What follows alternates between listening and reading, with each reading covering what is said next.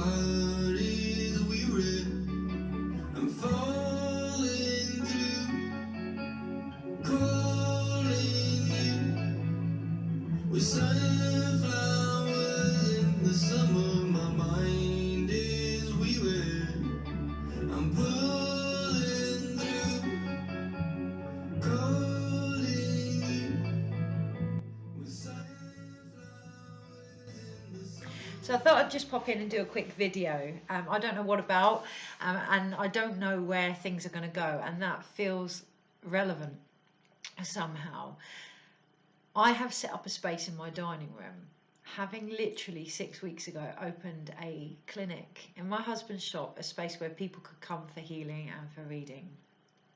With the current changes, I have reopened, or am reopening, my dining room as a space for it instead.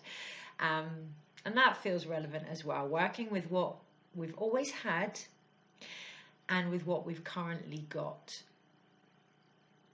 So today I was thinking about everything that's going on, and obviously feeling the collective panic and the collective fear as well. My own individual journey with this, because it's going to spark things in us all. And my grandmother popped into my head, and the land army, and the things that our ancestors have been through, and the strength and the blood that runs through our veins. The generation before us that have done this on a different level, but they have done this. They are there to support us in every step that we take. I know I can look back over my life and see situations that have been difficult. And in comparison, yes, at the moment they feel very small, but at the time they didn't. At the time they felt huge, and I really didn't know how I was going to get through them. But I'm here, and I'm here sat opposite you guys, probably feeling the same way. How will we get through this? But deep down inside, I can feel this hope, this knowing that it will pass, like a season, like a cycle, that this will change things, but that we will move on from this. So I've seen quite a few posts of positive aspects of the virus. The canals in Venice, powerful. They are clear. You can see the bottom. You can see the fish there. The skies in Japan are clearing. Yeah, the earth itself, herself, seems to be having a break to heal. Now, I don't want to make that airy-fairy, far from it. I want to take that and really highlight, firstly, the importance, secondly, how quickly she is doing that, because she is our ancestor. Yeah, she is the very ground that we live on, the very air that we breathe, and she is healing very, very quickly.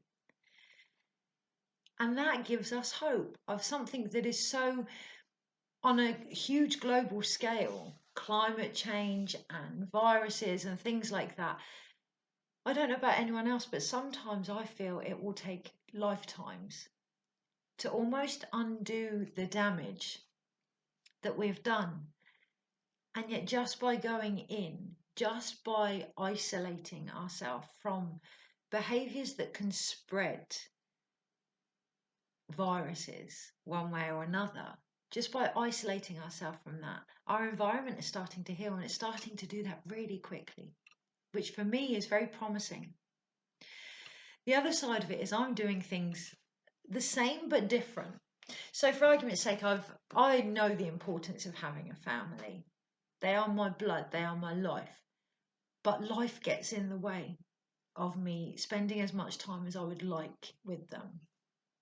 Now that opportunity is almost being taken. We are finding different ways to connect. We have set up groups together online, and we are setting the intention to meet together and play games or have an evening together where we FaceTime. We are making that effort because we can't physically just pop in and see each other. All the things that we took for granted, ironically, are now the things that are spurring us forward to live our life. And that seems to be the human condition. It does seem to be the human condition, no judgment. We do seem to take many things for granted. I am just as not guilty, vulnerable to that as anybody else. And then we are given this opportunity to flip that. And that feels very relevant now. How can we flip what we are going through? That doesn't mean to ignore what we are going through. That doesn't mean to be blasé or however you want to look at it. But how can we flip it? Because everything has two sides. So I can't see my family physically, but I can connect to them. And actually, we are doing it more than we did before. I can't, or I've been advised against doing face-to-face healing unnecessarily. But I can do distant healing. And because of that, I haven't got the shop costs. Yes, we are in a time of economical pinch, but I haven't got the costs that I would normally have. So I can reduce the price, which means I can get out to a bigger group of people. I can also talk less and get on with the job. You know, when it's distant, we can get in, get on, and get out. So I can observe greater, yeah, rather than being involved. I can be isolated but connected, and that feels like the message. It almost feels like we are being asked to connect to ourselves and then to each other. This is a different form of separation. This isn't separation, this is union. It is the flip side of it. We are being asked to care for ourselves and then to care for each other. This is different to anything that our ancestors have ever done, really.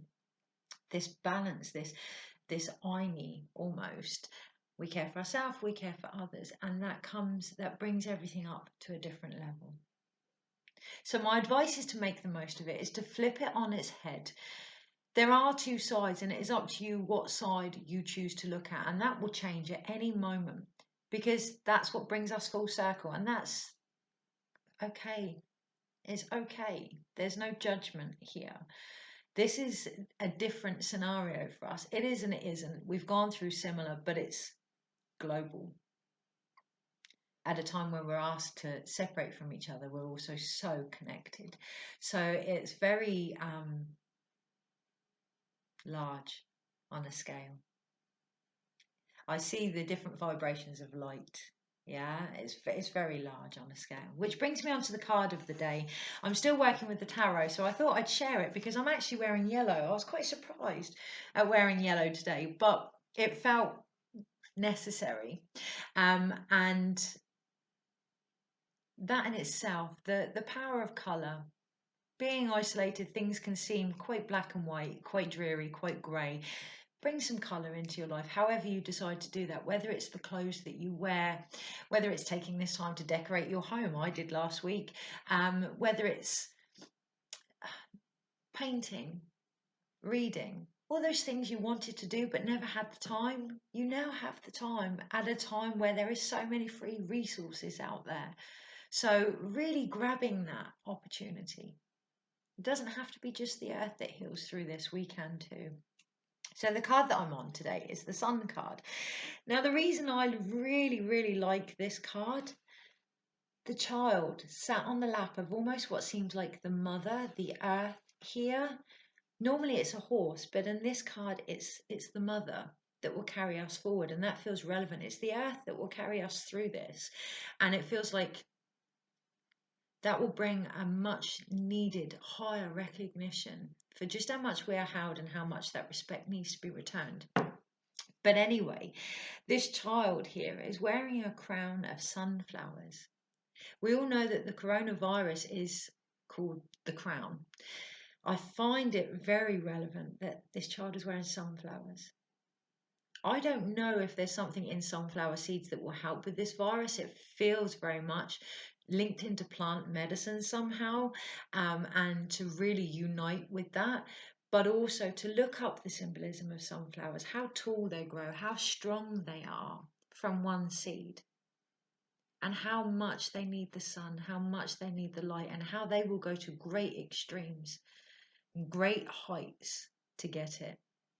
So when you're having your moments, have them, hold space for them like a mother would a child.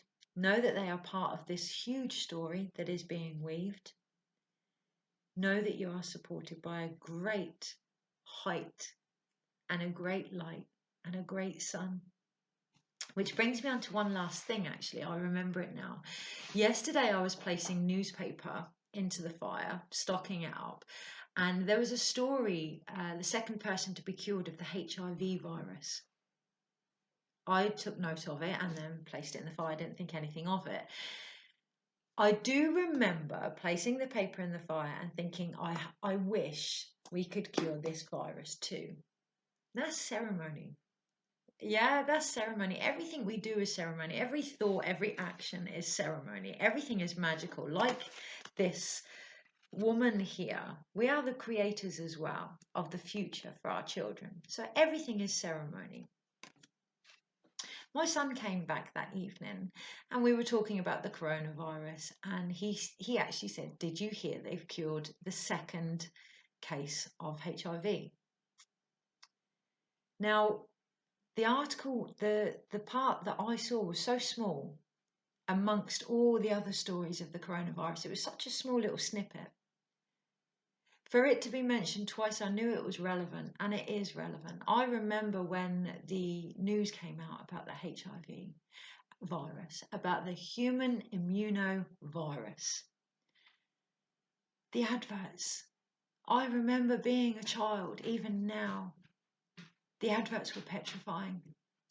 The actions, the separation, the stigma was absolutely petrifying.